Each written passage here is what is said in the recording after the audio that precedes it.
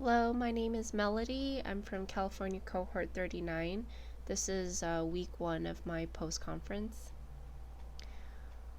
One of my patients was a Spanish-speaking 47-year-old man that was 3 weeks post-liver transplant with a medical history of cirrhosis related to alcohol abuse, hypertension, acute kidney injury, and small bowel obstruction. His hemoglobin came back 6.1, so blood transfusion was ordered stat. I confirmed the informed consent was signed and then noticed many transfusions completed prior. Even though it might have been explained to the patients many times before, I brought in the Marty interpreting system to help me translate signs and symptoms of blood transfusion reactions.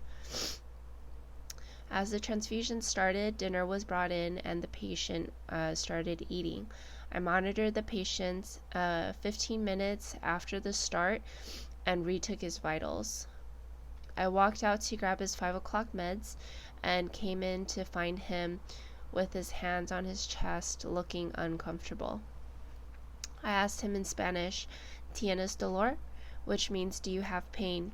And he said he said something I couldn't understand and pointed at the food.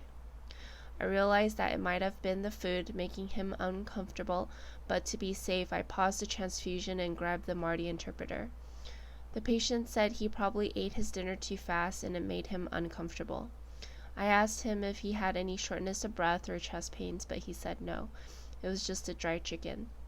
He was told that if he didn't eat enough of his meals, he would be fed through a tube in his nose. My relationship with the patient at the time, I noticed the situation was still new. The night shift nurse said the patient knew some English, so we were able to communicate with his limited English. I haven't had previous experiences with transfusion reactions before, so I didn't know exactly what the reaction signs look like. I relied on the patient's vitals and the reports of any discomfort. My role as a nurse working in this situation is to make sure the patient knew what the reaction symptoms were and to report them to me as soon as they sense it. And I made sure the patient understood by using the interpreting service.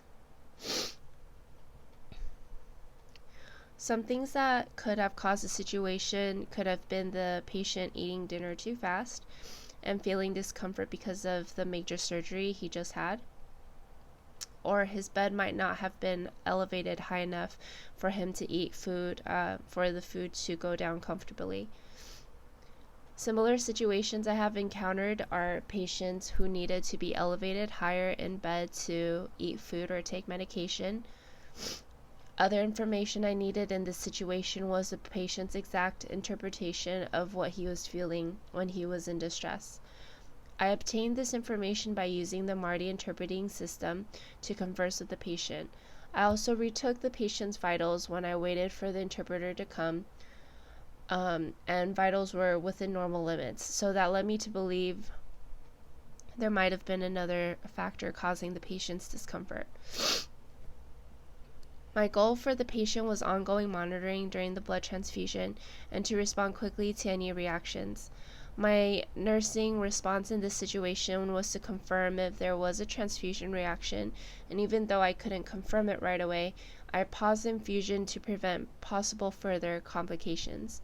The only stress was not being able to talk to the patient in English or Spanish to get a reply right away, but that was solved immediately with the interpreting service.